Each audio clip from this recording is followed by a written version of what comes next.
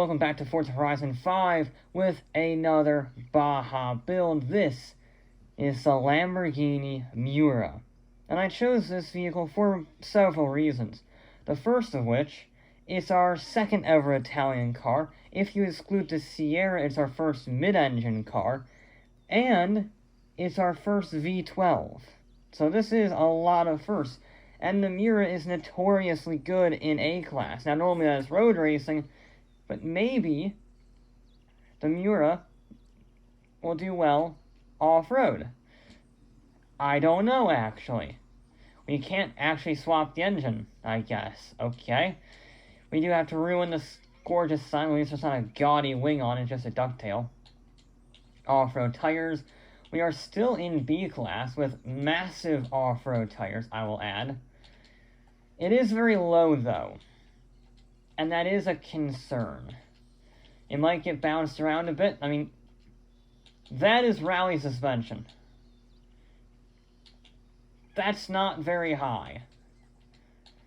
We will get it incredibly lightweight, though. Even with the roll cage, it's going to be just over 2,500 pounds. I might be able to strip that out even more with some strategic parts. Yes.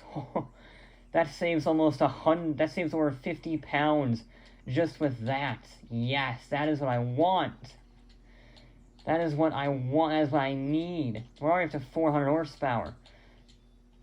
This might be a concern, actually. We're putting all the parts on, and it's still not at the top of A-Class yet. Game? Don't do the Lamborghini dirty like this, okay? Don't do it dirty. You're gonna do it dirty like this, aren't you? Yeah, you are. I completely maxed the engine. Can this engine really only get 500 horsepower? Seriously? Game. What the hell? Okay, we're not actually gonna be at the top of A-Class. What?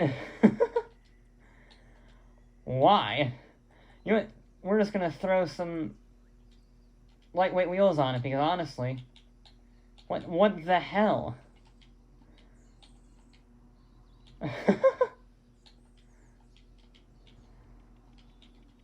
I'm not missing something, am I? Or is this just, did they nerf the Miura hard? They did. What the okay. I guess the Miura is 793, so it's close. Of all the vehicles, I expected not to reach the top of A-Class in this build series. I never expected a near maxed out Miura to be unable to reach the top of A-Class with all-wheel drive. It is, though, very light, sub 2,500 pounds, and it does make 500 horsepower. It's very similar to the Daytona, albeit a bit heavier. Let's see how this sort of mid-spec weird build fares. I don't think this is going to beat the Maserati with the 226.4. Nothing has even come close to that. Nothing else has even gotten to the 226s. And I'm gonna be honest, I don't think the Miura is going to be that vehicle. Because this is very much middle-of-the-road vehicle. It's not the lightest at 2,500 pounds. It's not the most powerful. It's sort of a good middle build for an average circuit. And that usually means that they end up in the average, middle of the pack. So that's your vehicles like the Datsun Fairlady, the Porsche Taycan. Maybe that's a little bit more extreme for power build, but still, the Mercury Cyclone. Vehicles that have a decent amount of power and not so much weight. So it's very much the extremes that tend to do well. Extreme lightness in the form of the Sierra, the Maserati, and the Escort, or extreme power like the Mercedes X-Class. Really the only middle-of-the-road vehicle that's done remotely well is the Daytona Coupe. And even that was more on the lighter side at 2,200 pounds.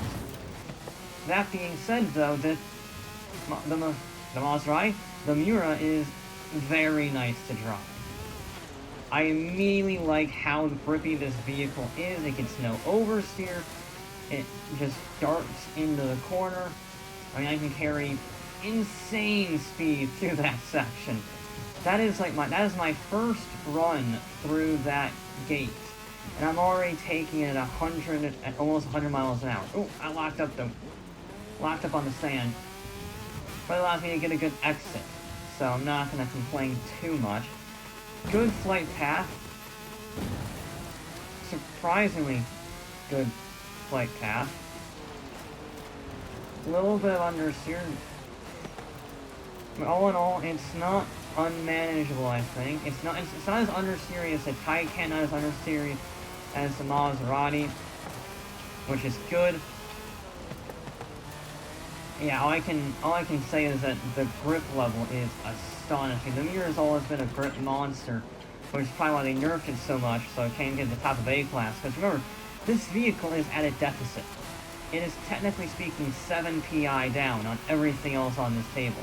Even the Renault 4 that fell over is technically higher PI than this thing. So this should, based on pure numbers, be in last. And yet I don't think it will, because I really like how this vehicle drives.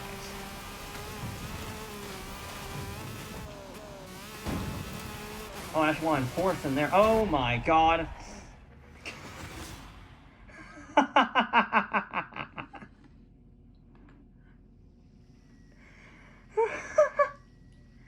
Oh, no other vehicles even gotten close to the Maserati.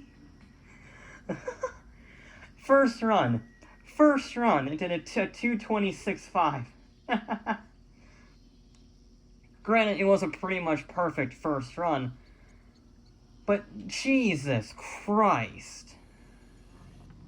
It's only a tenth of a second off the leader. It's already the Miura on its first attempt is already the second fastest vehicle we've ever had. And if I just freaking shift better, if I do that exact same run with no changes except I keep it in fourth on the landing of the jump, I can probably beat the Maserati. Oh my god.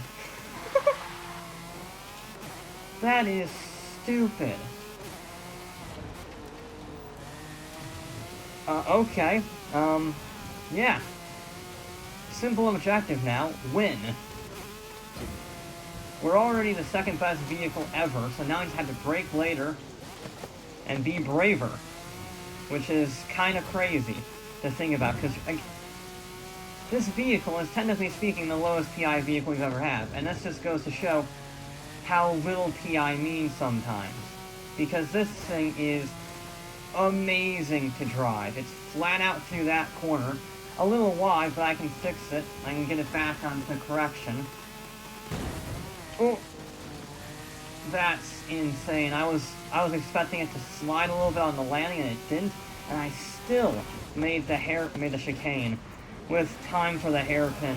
That just goes to show how much grip this vehicle has. Because that I can't even fathom that level of grip.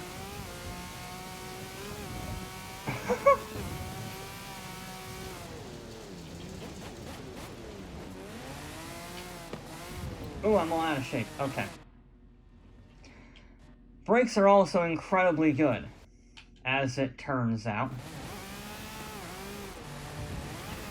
Yeah, I missed that checkpoint on the chicane. Ooh! Ah! Okay. Not the smoothest jump section, but everything else is actually smoother than before. We carried more speed, we braked later. Yeah, not a great, I guess, section there, but I think it might get offset by the rest of it. This vehicle has so much more speed that I can get out of it. Because this vehicle requires one of those truly, like, top 0.1% drivers to get the absolute best out of it, because it is so precise. You can carry so much speed with this vehicle, you know, so much confidence, brakes so late. And even with a dozen runs, I probably won't be able to get the absolute max out of this vehicle. I mean, look at the speed! I turned into Jeremy Clarkson there. This vehicle, this Miura, is amazing. I don't think this run is actually any faster. I think that middle section was just a bit too sloppy, but leave it in 4. Nope, it was slower. It was slower by a bit, actually. Yeah. Of course, I say that, it's still the 3rd fastest run we have ever had, even with a pretty terrible dunes section, if I'm honest. Yeah. We can beat the Mazda. I know we can. I know we can. We just have to get it right. So normally the 3rd run is reserved for the absolute max 110% lose it or win it game. And while sure that's true to an extent, I actually am not going to drive this vehicle 110%. Because the Miura loves smoothness above all else. It loves to be perfect under brakes. It loves to be perfect through the corners. Set it up, execute, stage. It's very precise. Yeah. There we go. All we need to do is be smooth, get our gear changes spot on, brake late, but not too late, but not too early like we did with the 2nd run. I can't believe the brakes are so good on this vehicle. At 125 miles an hour, I braked too early. That's just stupid. And I think it's because it doesn't slide. If I had landed that jump that I just did in any other vehicle, it would not make that corner properly. But this thing has so much grip and is so well set up and so well balanced that I can literally do whatever the hell I want and it won't affect it. I mean, it doesn't slide on the bumps at all. We've had vehicles bounce around, slide around, be generally difficult to drive, but the Miura is so grippy, even on this soft sand, that I can carry literally 100 miles an hour through that corner. I've never seen corner speeds that fast on sand.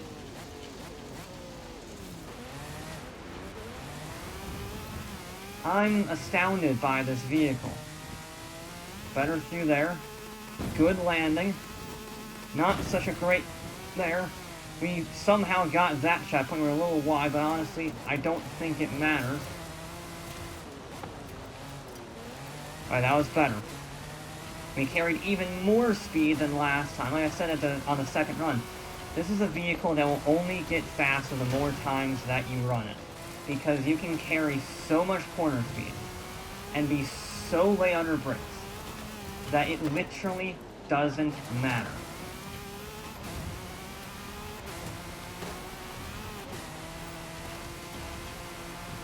Oh no, my controller batteries are dying. I can feel it dying.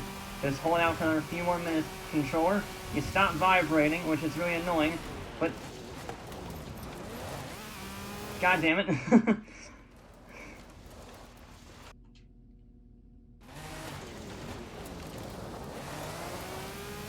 Okay, just last another minute or two, control. That's all you need to do. Please, please don't die on me during this amazing final run. Come on. I do need to get that checkpoint, though. This is it. This has to be it. This has to be it. Land at Sunshine. Come on. Oh! No, no, no, no.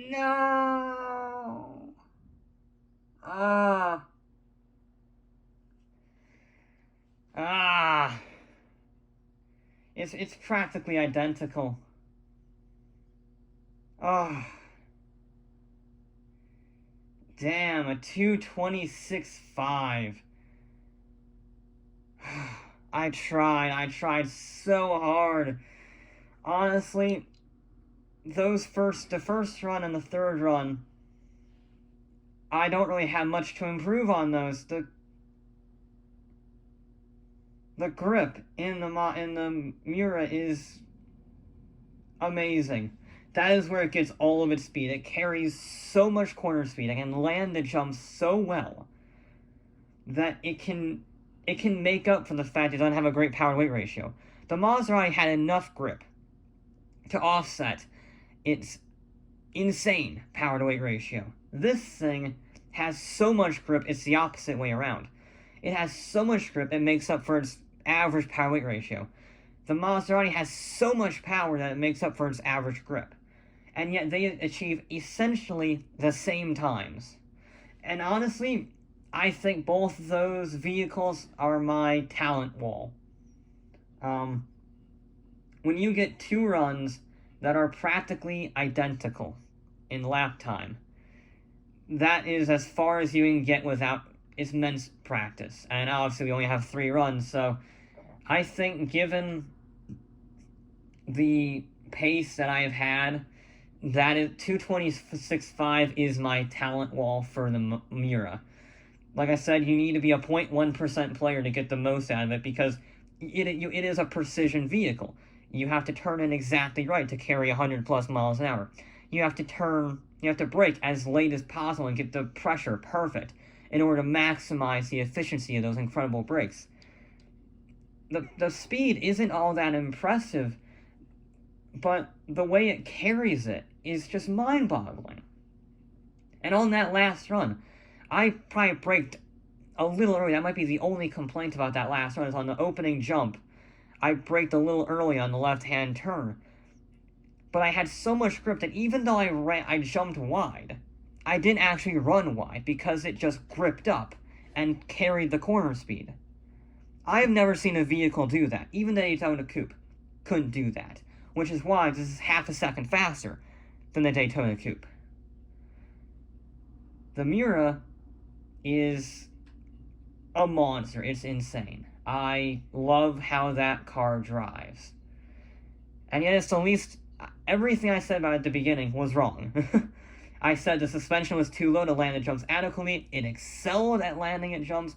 I said its power-weight ratio was too mediocre. It's second best, practically tied with the Maserati.